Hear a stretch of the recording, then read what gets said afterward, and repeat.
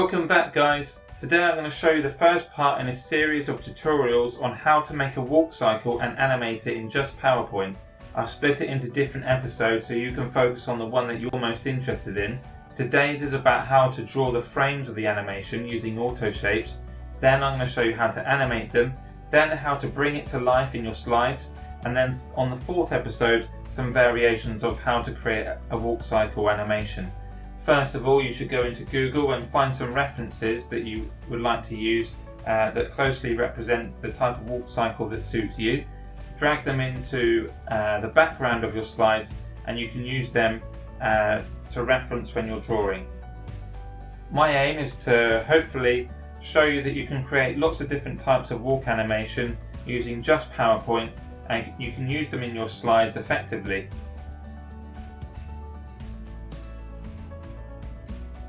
I've used auto shapes to create some hips. Each of these are going to represent one frame in your animation. When you get started, I suggest you draw just one leg for each frame, just to keep things simple. Use 50% transparency so that you can see the overlap. This helps keep things consistent. I've used rounded edges on the shapes so that the legs don't look strange when they flex. Use Ctrl D to duplicate the leg so that you can progress the frame from the previous position. I'm not an animation expert, but I'm happy with the results I've got from my drawings so far. These legs will just be the skeleton or template for your animations. You can add different styles of legs later, different clothes, different thickness and heights, and lots more. As you can see, I'm progressing the reach forwards slightly in each slide. It doesn't really matter where you start in the walk cycle, just so long as it eventually loops back on itself. Be patient and take your time with it. As you can see, I've labelled them here. Each one represents one frame in the animation. The top level is the leg reaching forwards and pulling until it's upright, and the bottom represents the push back, the kick back, and the recover back to where it starts. This is just the way that made most sense to me. This isn't exactly copied from a reference off the internet, but it's kind of an amalgamation of different ideas. Now, as you can see, the right leg reaches, the right leg pulls, the right leg pushes, and the right leg recovers is how I've categorized them. What you can now do is select each leg and copy it or duplicate it by pressing Ctrl D and dragging it up to the corresponding set of hips. So when one leg is reaching, the other leg is recovering.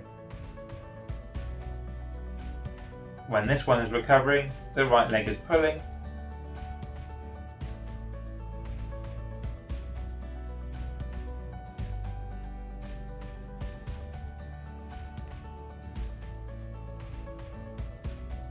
Eventually you'll have something that looks a little bit like this.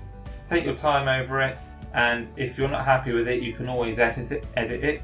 I've used a lot of frames in my animation, but you don't need to use quite so many. A lot of the references only have 5 or 6 frames per animation, but I find that if you have more, you can have a smoother looking animation.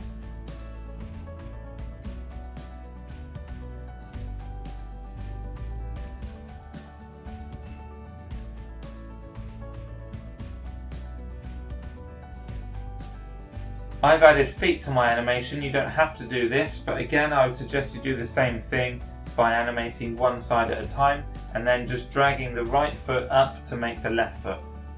Eventually you'll have something that looks a bit like this. What you need to do now is select all of the pieces of that frame and group it together. In the next video I'm going to be showing you how to make this into a walk cycle that animates by itself. I hope this has been useful to you. Please ask questions in the comments below, and I'll see you in the next video.